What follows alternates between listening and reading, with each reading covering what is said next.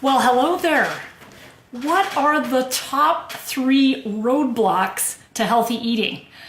I'm going to be sharing that on this video, so stay with me. I am Registered Dietitian Andrea Hallwegner, CEO of HealthStand Nutrition, and I want to share with you some of the key things that I see as a dietitian over the last 20 years, or close to 20 years, that really get in the way in order for people to sustain really long-lasting change.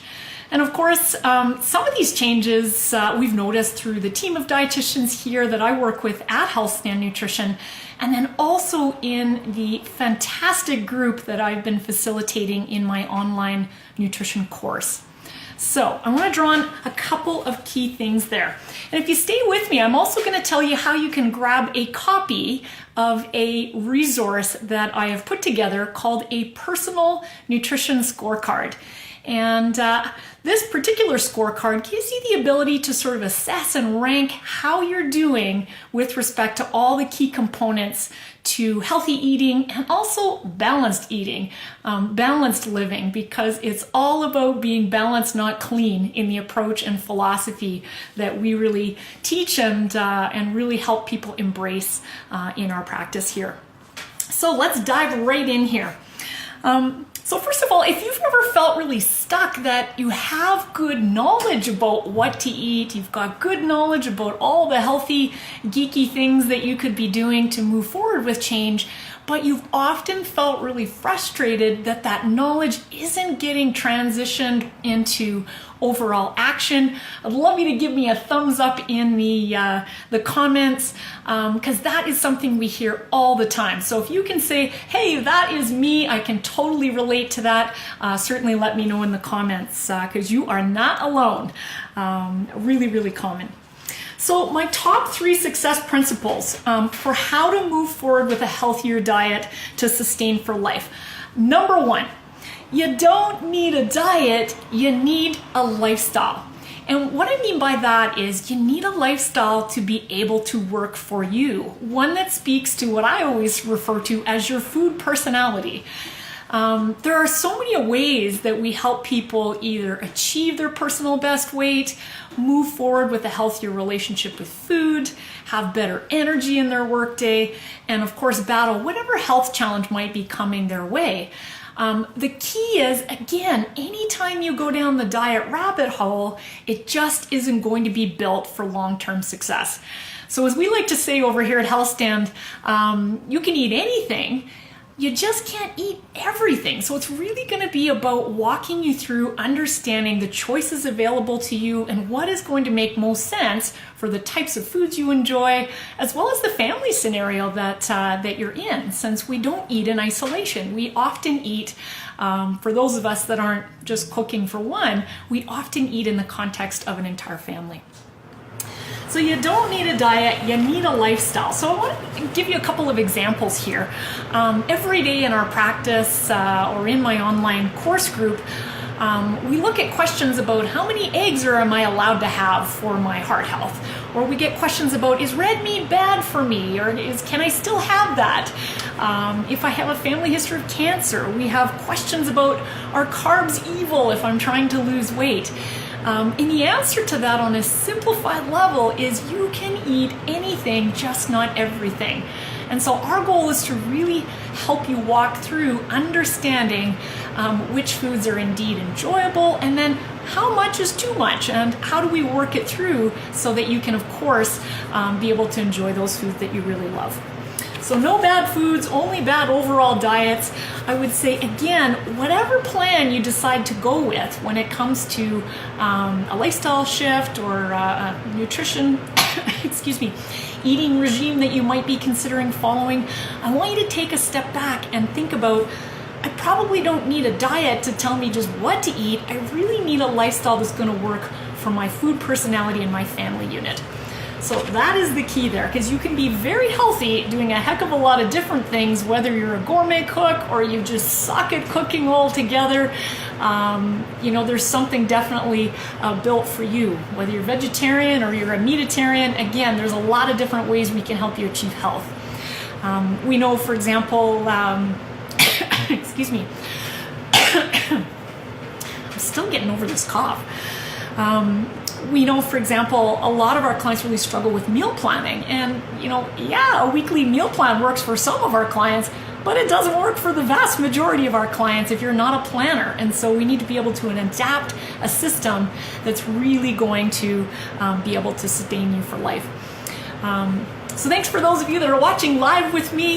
Even if you're watching this video a little later, I'd love you to leave a comment if there's something that resonates with you. Share this particular session if it's helpful. And stay tuned. I'm going to tell you how you can grab a copy of my nutrition scorecard where you can rank your overall eating habits as well. Because most of our clients find this a little fascinating to do and just to sort of see how they're actually scoring. Okay, so wrapping up point number 1 again, you don't need a diet, you need a lifestyle. This is the key in sustainable change.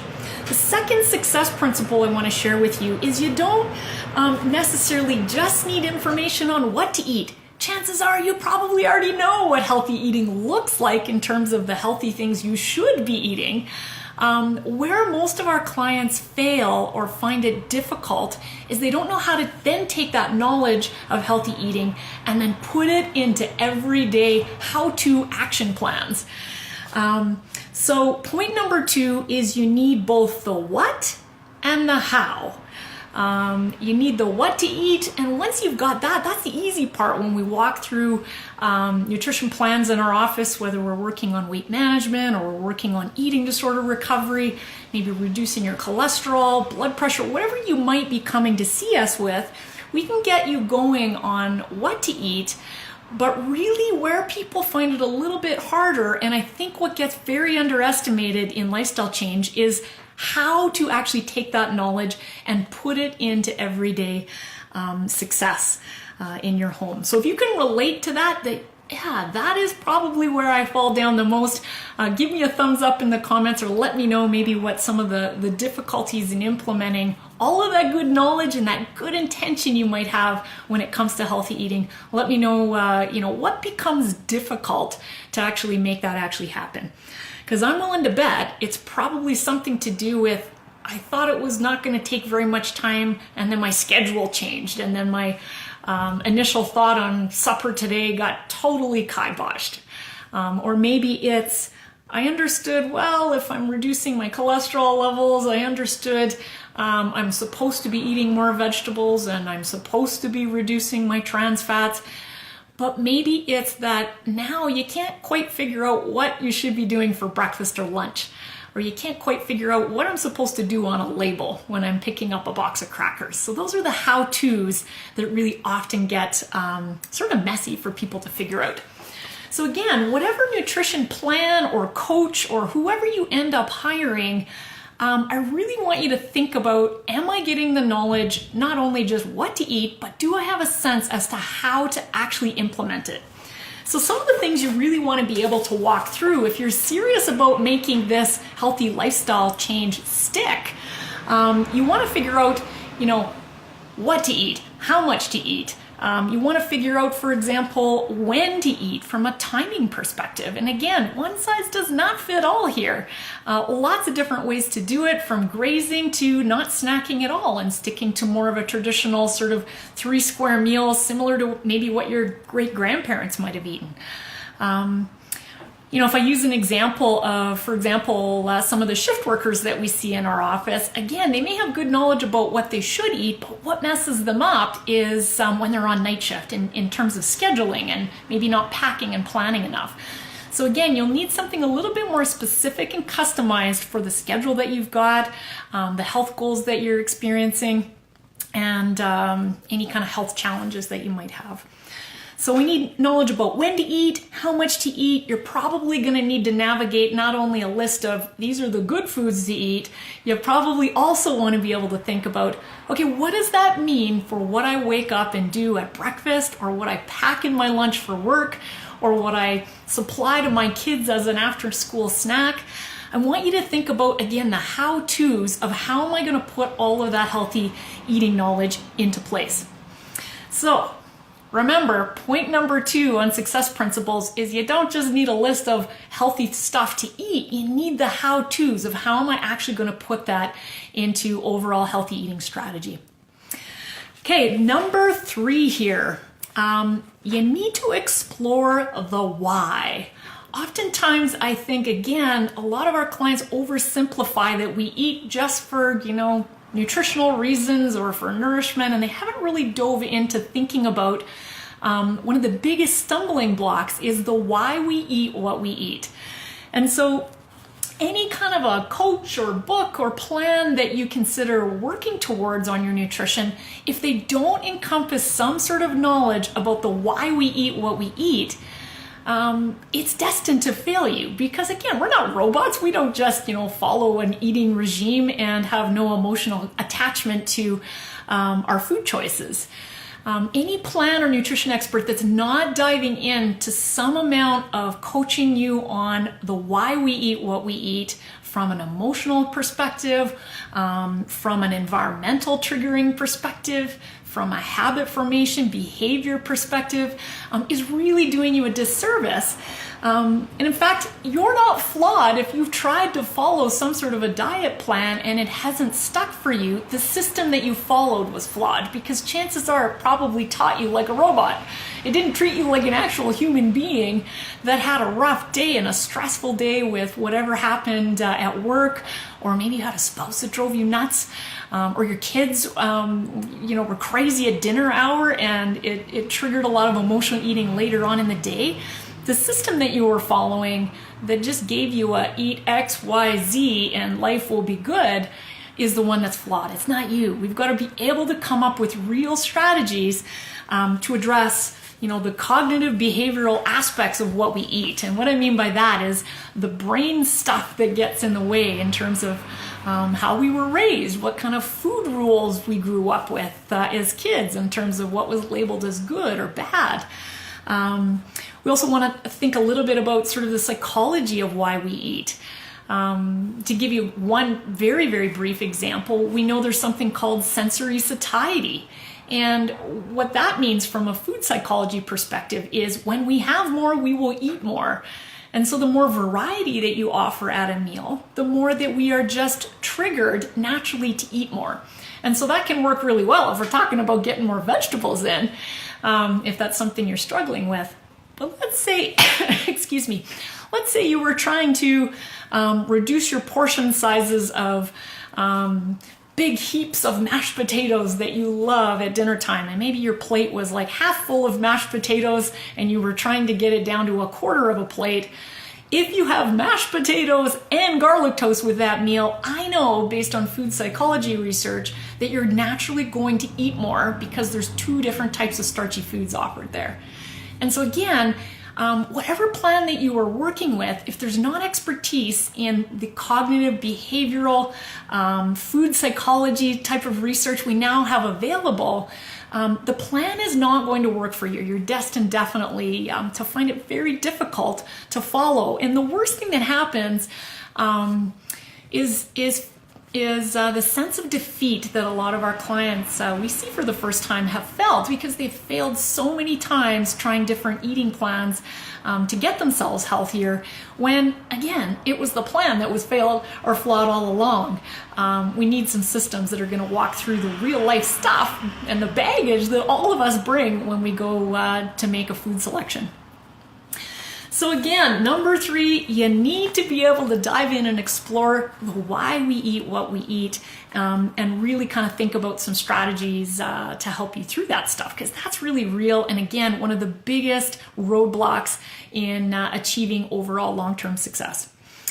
So what I know as a dietitian that's been around looking obviously at many thousands of eating plans over the years, both in our practice here with our team, and in my online nutrition course, is that nutrition change is always going to be a mix of successes and failures. And our team of dietitians here see the failures as actually, expected, normal, and actually a positive thing in some senses, because then we know where we need to go next with our clients. And so let's say you've been food journaling for a while and that hasn't really left you in a positive headspace in terms of your food psychology. Probably one of the first things we would do with that client is saying, is this working for you? And if it isn't, then we need to try another tool. So you want to think about whatever has not gone well, whatever you're struggling with from a failure perspective, is use that as information for where to go next.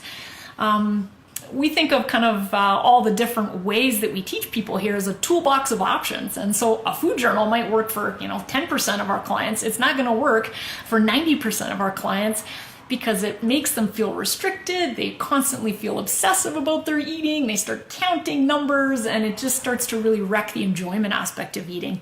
And so again, not useful. We want to move on to something that's going to be more supportive and more in alignment with what that particular client needs. So the failures will help you to figure out where to go next. It's not you, it's just you need a different system. If things aren't working, you just need to try something a little bit different.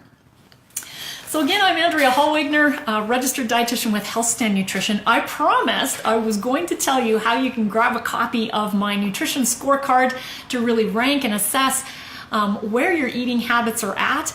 And how you can grab that is in the link in this particular video. I believe it's healthstandnutrition.com/scorecard, but maybe someone watching live can, let me know in the comments if I got that right, since I don't have the link right in front of me. And you can check that out, download that scorecard, and what you're going to see is that we're not just looking, hey, did you get enough fruits and vegetables and water in your intake? How we really think about nutrition in our practice is from all aspects of your food relationship, how much flexibility that you have in eating soulfully. The soulful foods are, of course, the ones we choose for non-nutritional reasons, purely for taste and enjoyment. Those are the key things that I want you to also be thinking about because, again, a nutrition plan only that includes healthy foods is not sustainable. You need a system that's going to help you with home planning, eating out planning, as well as really understanding how to build in soulful foods that we choose for non-nutrition reasons. That is as important for sustainability as just giving you a list of healthy foods.